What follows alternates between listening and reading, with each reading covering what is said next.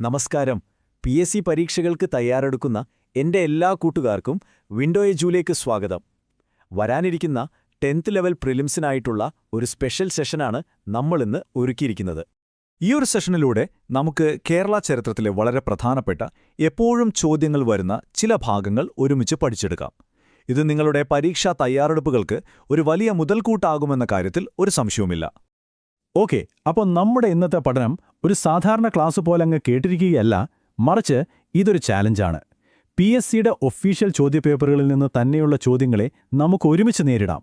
അപ്പോൾ ഇത് നിങ്ങളുടെ പഠനത്തെ ഒരു റിയൽ എക്സാം എക്സ്പീരിയൻസ് ആക്കി മാറ്റും.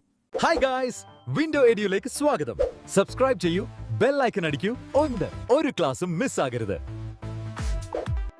PDF നോട്ട്സും മോക്ക് എക്സാമും വേണോ? ടെലഗ്രാം ജോയിൻ ചെയ്യൂ, ലിങ്ക് ഡിസ്ക്രിപ്ഷനിലുണ്ട്. നിങ്ങൾ റെഡിയാണോ? എങ്കിൽ നമുക്ക് തുടങ്ങിയാലോ?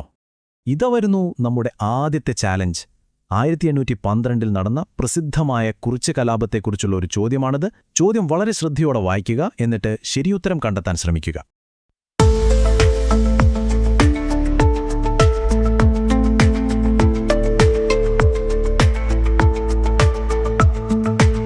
ചോദ്യവും ഓപ്ഷൻസും വ്യക്തമായി കണ്ടല്ലോ അല്ലേ? ഓരോ സ്റ്റേറ്റ്മെന്റും ശരിയാണോ തെറ്റാണോ എന്ന് വിലയിരുത്തുക. എന്നിട്ട് നിങ്ങൾക്ക് ശരിയെന്ന് തോന്നുന്ന ഓപ്ഷൻ മനസ്സിലൊന്ന് ഉറപ്പിക്കുക. നിങ്ങൾക്ക് കുറച്ച് സമയമെടുത്ത് ആലോചിക്കാം. അപ്പോൾ ശരിയുത്തരം കിട്ടിയോ? ഓപ്ഷൻ സി ആണ് കറക്റ്റ് ആൻസർ. അതായത് 1, 3, 4 പ്രസ്താവനകൾ പൂർണ്ണമായും ശരിയാണ്. അപ്പോൾ നിങ്ങളുടെ മനസ്സിലൊരു സംശയം വരും, എന്തുകൊണ്ടാണ് രണ്ടാമത്തെ പ്രസ്താവന തെറ്റായത് അല്ലേ? നമുക്കതിന്റെ കാരണം വിശദമായിട്ടൊന്ന് പരിശോധിക്കാം.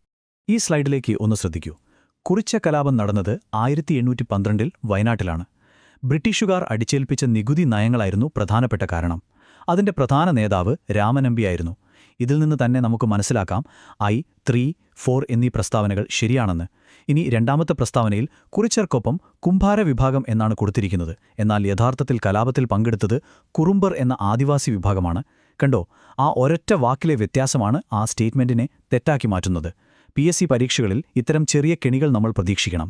ഇനി ഈ സ്ലൈഡിലെ ഏറ്റവും ഇൻട്രസ്റ്റിംഗ് ആയൊരു കാര്യം എന്താണെന്ന് വെച്ചാൽ, അന്നത്തെ സബ് കളക്ടറായിരുന്ന TH ബൈബറുടെ ഈ വാക്കുകളാണ്.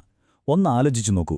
ഈ ഒരു ഗോത്രവർഗ കലാപത്തെ ബ്രിട്ടീഷുകാർ എത്രത്തോളം ഗൗരവത്തോടെയാണ്, എത്രത്തോളം പേടിയോടെയാണ് കണ്ടിരുന്നത് എന്ന് ഈ ഒറ്റ വാചകത്തിൽ നിന്ന് നമുക്ക് വ്യക്തമാണ്. അപ്പോൾ കുറിച്യ കലാപത്തെക്കുറിച്ച് ഒരു ഐഡിയ കിട്ടിയല്ലോ. എങ്കിൽ നമ്മുടെ അറിവ് ഒന്നുകൂടി ഉറപ്പിക്കാൻ വേണ്ടിയിട്ട് ഇതേ വിഷയത്തിൽ നിന്ന് തന്നെ കുറച്ചുകൂടി കടുപ്പമുള്ളൊരു ചോദ്യം കൂടി നമുക്ക് നേരിട്ടാലോ?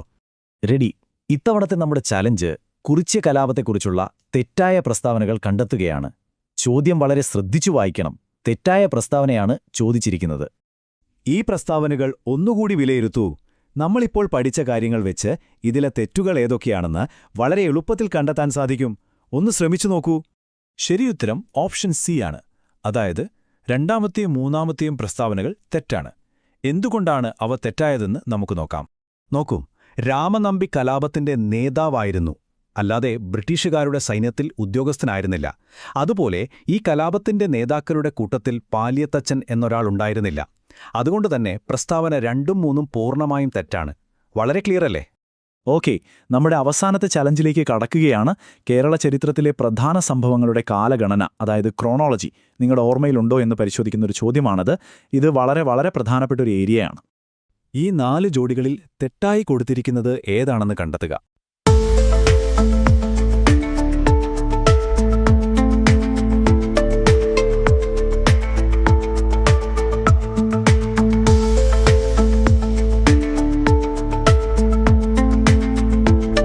ഇതിലൊരു സംഭവം നമ്മൾ ഇപ്പോൾ തന്നെ ചർച്ച ചെയ്തതാണ്.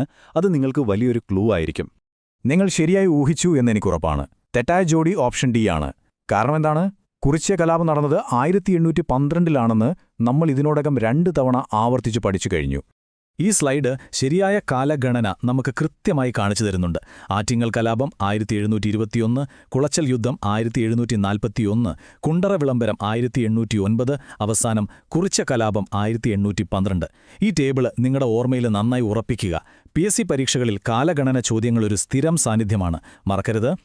ശരി, അപ്പോൾ ഇന്നത്തെ ഈ ചലഞ്ചിൽ നിന്ന് പരീക്ഷയ്ക്ക് വേണ്ടി നിങ്ങൾ തീർച്ചയായും ഓർത്തിരിക്കേണ്ട ഏറ്റവും പ്രധാനപ്പെട്ട കാര്യങ്ങൾ എന്തൊക്കെയാണെന്ന് നമുക്ക് പെട്ടെന്നൊന്ന് നോക്കാം.